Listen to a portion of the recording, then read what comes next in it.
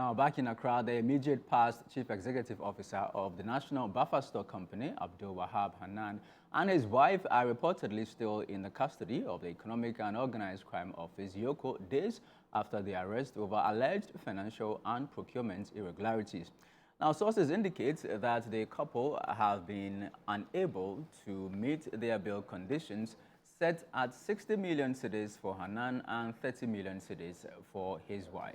The New Patriotic Party has criticized the bail conditions, describing them as a covert means of detaining the couple despite the legal provision for bail. Now, joining us in studio is the Deputy General Secretary for the New Patriotic Party, Haruna Mohammed. I'm grateful to you, Prof, for coming to see us tonight. Thank you, Jazz. All right. Now, we know that, bail conditions are usually set according to the gravity of the alleged offenses. So why is the NPP saying that this is a deliberate ploy by EOCO to keep Hanan and his wife? It was similar to the Wuntumi incident. You raised similar concerns. Thank you very much. I will say good evening to your cherished viewers and yourself. It's no more getting funny any longer. I think that the government is on a path of destruction, and the human rights people, the civil society, the media has to wake up. What the NDC is doing will definitely plunge this country into chaotic situation, and if they don't stop it, I don't think that is going to yield any good results for them. The president pretends he doesn't see, he doesn't hear. What on earth? We have all seen arrests that has been made in this country for one individual to be charged 60 million Ghana cedis on bail condition with two sureties justified. Then the wife, 30 million with two sureties, one justified. What at all? What crime? Did they break into the Bank of Ghana vaults? Yeah, but as it stands, we don't know the alleged offenses. We don't know how much is involved in these alleged crimes. You see, but it is this bail condition, it is a strategy to keep them in there. But whatever be the case, whoever is doing that, power is transient. People should speak out. The civil society should speak out. There will be a day, definitely, the NPP will come to power and the NDC will go to opposition. The president should not close his eyes to that. Is it concerning that EOCO makes arrests? We are not even informed about these arrests and the alleged crimes that these people are, alleged to have committed. This happens quite a lot. We just hear from, reports that somebody's been picked up. We don't get any formal communication from EOCO. Yeah, there are many people who are been picked up unknowingly, and even sometimes party officials are not aware. There are some that we decide that we handle that within the remits of the law, unlike Alaja Hanan's case. We were prepared to mass up to go to EOCO, just as we did for Wuntumi. The lawyers gave an advice that we should hold on. So the National Youth Organizer had put in plans for us to get our party supporters thrown in, but these advice from the lawyers had to stop all this. But behind the scene, the party and other faithfuls who have been following up this case, we continue to follow. The lawyer in this case is the regional chairman for the Upper East region, which is lawyer Anthony Namo, who is following up this case and ensuring that Mr. Hanan is given the right hearing. But for me, what I am seeing is that this political persecution has to stop. The NDC is not interested in prosecution. And whoever is in charge of EOCO, whoever is putting up this particular arrest, whoever is identifying that, whoever is doing it must stop, because this is not going to yield anything for our country. 60 million, what at all? 60 million justified. 60, what is it? Look, we're told they have three young kids. Yes, do you know their whereabouts and how they're coping? Now nobody takes care of them. 3 years, 5 years, 9 years. These are, I can say they are all infants. Who takes care of them? The wife was not a government official. The wife was not involved in any official activity of state. It was the husband who was the CEO. You pick the husband.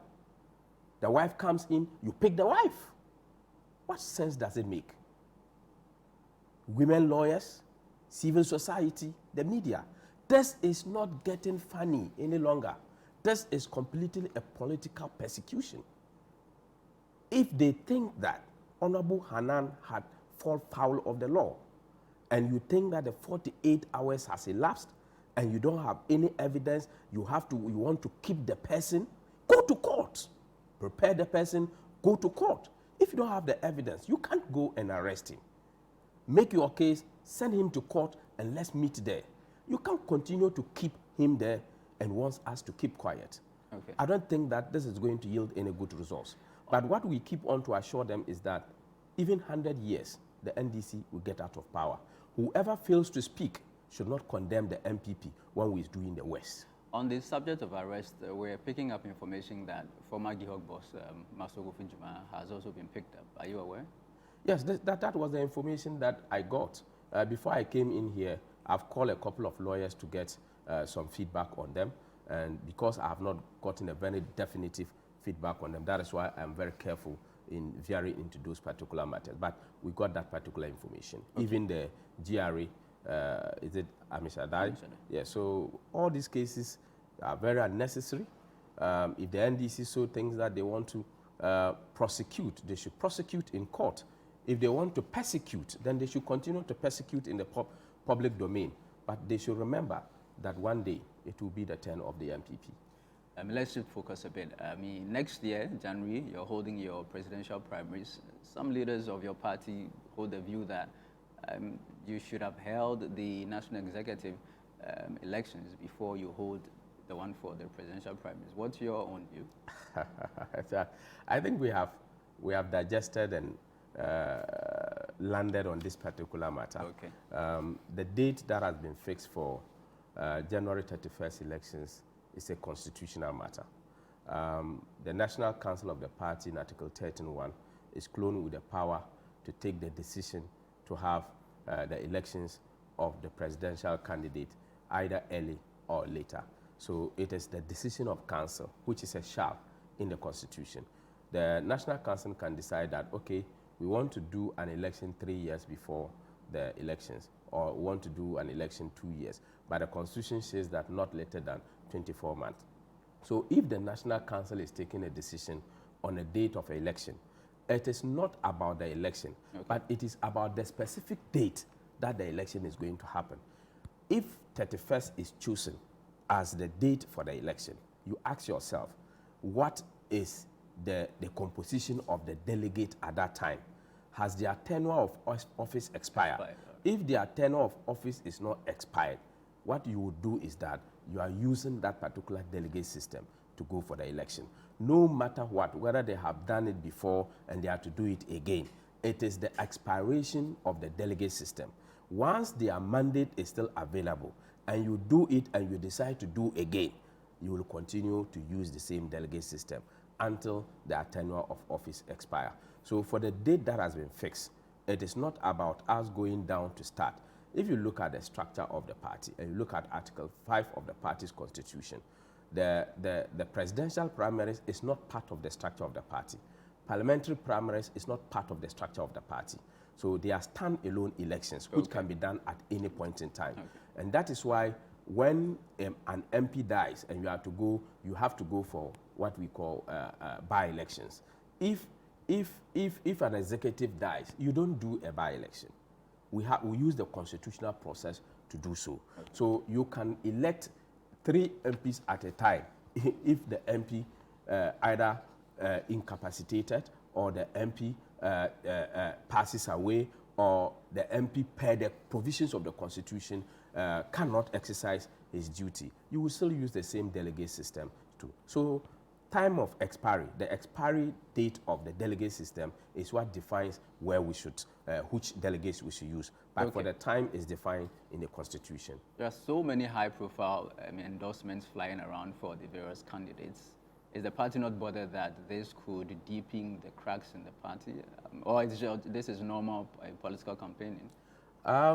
We issued a statement last Friday where we cautioned members of the party, including the flag bearer, those potential flag bearer people, potential presidential primary candidates who wants to vie for positions. We've also issued letters to them. We're calling them for a meeting on Thursday.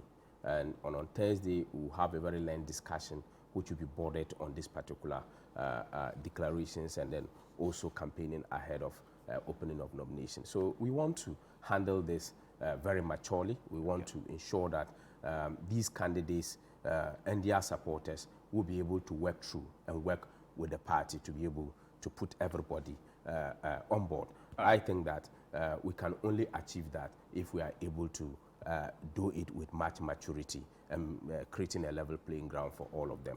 So after declarations, I don't think that it is good. I call on members of the party to stop and desist. Nobody is banning you from supporting one candidate or the other, but we must do that with much respect and decorum. All right. Grateful to you, Prof. Haruna Mohammed is Deputy General Secretary of the NPP, joining us here in studio tonight on the Channel One newsroom.